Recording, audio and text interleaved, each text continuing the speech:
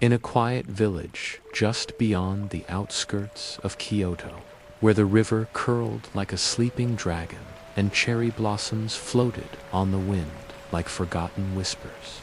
There lived a man named Hideo.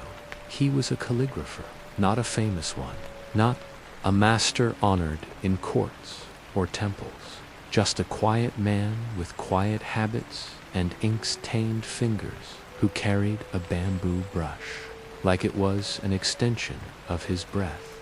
The village itself was unhurried. Life moved gently between the seasons, between the flowering of the plum trees and the rustle of rice fields in summer. There was no urgency here, only rhythm, the kind of rhythm found in footfalls on wooden bridges, in the distant clack of looms, and in the faint laughter of old women drawing water from the stone well. Hideo lived in a modest wooden house perched near the riverside. Each morning he would wake to the soft drip of dew from the roof, the caw of crows from temple rafters, and the occasional low whistle of a bamboo flute drifting from the neighbor's garden. His routine had not changed in many years, and he welcomed that. He would grind his ink slowly, always by hand, on an old inkstone gifted to him long ago. The sound of ink grinding on stone was as familiar as the sound of his own heartbeat. Then he would brush gentle characters onto rice paper, not poems, not proclamations, just words, some known, some forgotten, some invented. Words were like floating petals to him, brief and beautiful. The village knew Hideo, but did not know him. Children passed his home with curious glances, wondering what he did all day behind the paper windows. Old merchants would nod to him when he walked through the marketplace. The priest at the river shrine sometimes left a small bowl of fruit near Hideo's gate. They respected his silence the way they respected the rivulet was part of the village. One evening, the sky grew pale with soft lavender hues, and the cherry trees began their yearly shedding. Hideo sat on the porch of his home, sipping lukewarm tea and watching petals gather in the eddies of the stream. The light dimmed slowly, patiently, as if it too had nowhere to go. Inside his home, the room remained sparse. Tatami mats lined the floor. A single vase held a few white blossoms. The tools of his trade rested near the window, brushes upright, inkstone dry, and a stack of blank rice paper like untouched snow. That night, he did not write. He simply watched. The moon rose with quiet dignity, slipping behind a curtain of clouds, and the blossoms continued their descent. No sound came from the street. Even the frogs were still.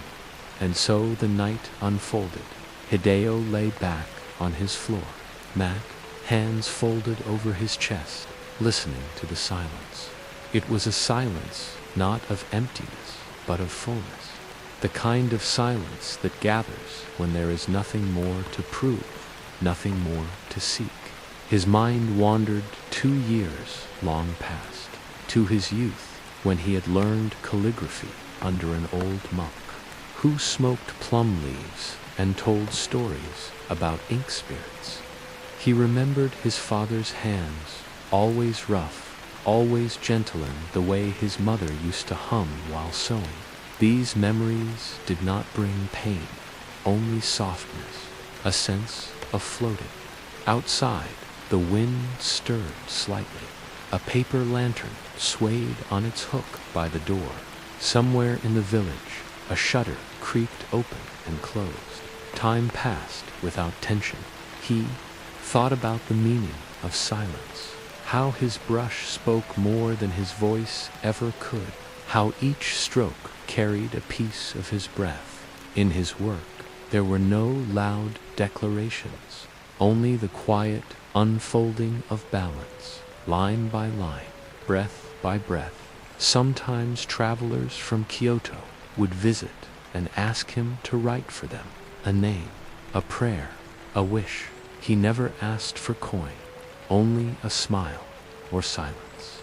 And when they left, they often returned, not for the words, but for the way the house felt still, light, like sitting beneath a falling sky of petals.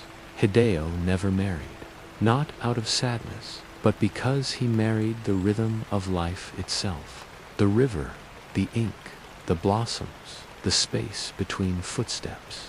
As the hours rolled forward, he stirred only to sip more tea or shift his weight. The candle beside him burned low. Wax puddled silently on the wooden tray. He remained still, his thoughts no longer forming words, just sensations. The feeling of warm paper, the sound of a crane overhead, the weight of night pressing gently upon the rooftop. In the small hours before dawn, he finally stood and slid open the door. The air was cool, mist danced over the river. He stepped outside, barefoot, and walked slowly toward the water. The earth felt soft beneath him. The petals clung to his sleeves like secrets. He sat by the river's edge. The current moved slowly, pulling blossoms downstream toward places unknown. He watched them float and vanish. He thought of all the words he had written and how none of them mattered more than this moment. The hush of water, the hush of earth, when the first light broke. Hideo returned to his home. He dipped his brush into the inkstone. He had not planned to write, but his hand moved. On the fresh rice paper, he painted a single character, then another, then none. He stopped, let the brush fall, closed his eyes. Sleep did not come like a wave.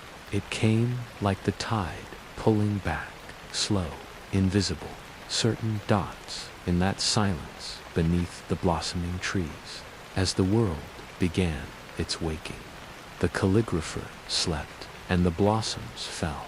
Asterisk in the gentle cradle of ancient Kyoto, nestled between rolling hills and sleepy riverside cottages, there stood an old wooden house, not grand, not humble. It was simply there, worn into the land, like the grain of a smooth stone. Its walls had absorbed 1,000 quiet evenings, and its paper screens whispered memories whenever the wind passed through. Within that house lived a man named Takumi, the calligrapher. Takumi was not young, nor was he particularly old. He lived without need for seasons or days of the week. His time was measured in strokes of ink, in the drying of parchment, in the subtle shifts of shadow cast by his lantern. Each morning he would rise before the village roosters, and each night he would rest only once his final stroke had been laid to paper. But tonight the air was different. The sakura blossoms had arrived early, and Kyoto was bathed in a soft pink glow. The petals had begun their slow descent, falling like tiny wishes from the sky, brushing rooftops, drifting across tatami floors, finding their way into every quiet corner of the world. The river moved more slowly tonight, as if it too did not want to disturb the silence. The crickets, polite as always, waited until the last shopkeeper had closed his doors before beginning their music. Inside Takumi's home, the lamp flickered, gently, casting a soft golden light across the low table where his brushes rested. They were lined in a neat row, each worn handle telling a story. The largest, thickest brush had once belonged to his teacher and still held the scent of cedar. The smallest was his own creation, carved from bamboo and softened with rabbit hair. He never used it, not because it was too delicate, but because it was the one brush that had never been called upon. Tonight, Takumi did not reach for any of them. Instead, he sat on the cushion by the open screen, facing the courtyard. He watched the petals fall, one by one. Some landed on his lap. He did not move.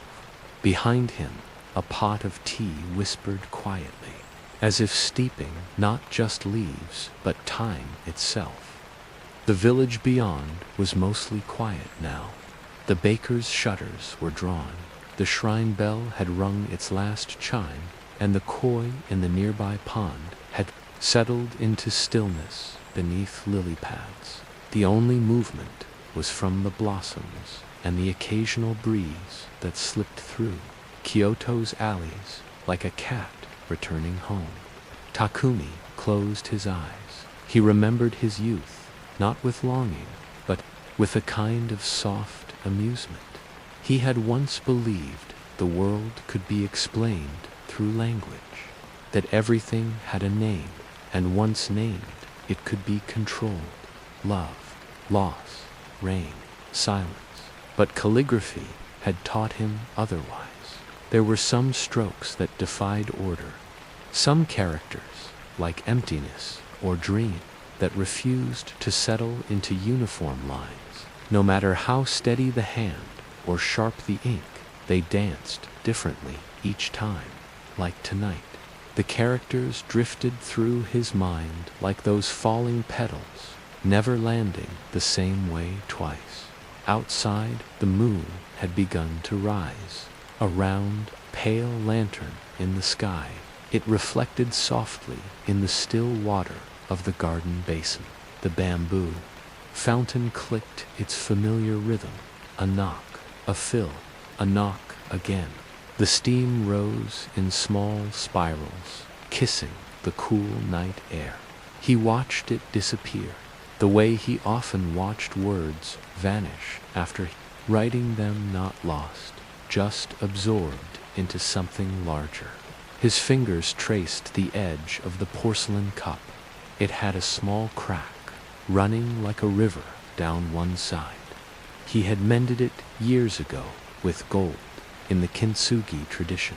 The scar was not hidden, but highlighted, beautiful because it had broken. He brought the cup to his lips. Warmth, stillness, peace. From the far corner of the room, a moth fluttered gently toward the light. It circled the lantern, then settled on a nearby beam, its wings a quiet echo of the blossoms outside. Takumi watched it for some time. They were not so different, he thought, the moth and himself, drawn to light, lingering on edges, moving softly through the dark. He set the cup down and walked to his writing table. He did not light a second lamp. The moonlight would suffice. He chose a thick parchment, its texture coarse and real. Then, for the first time in many nights, he reached for the smallest brush, the one he had carved, the one he had never used. He dipped it gently into the inkstone. There was no rush. Asterisk, sleep well, good night.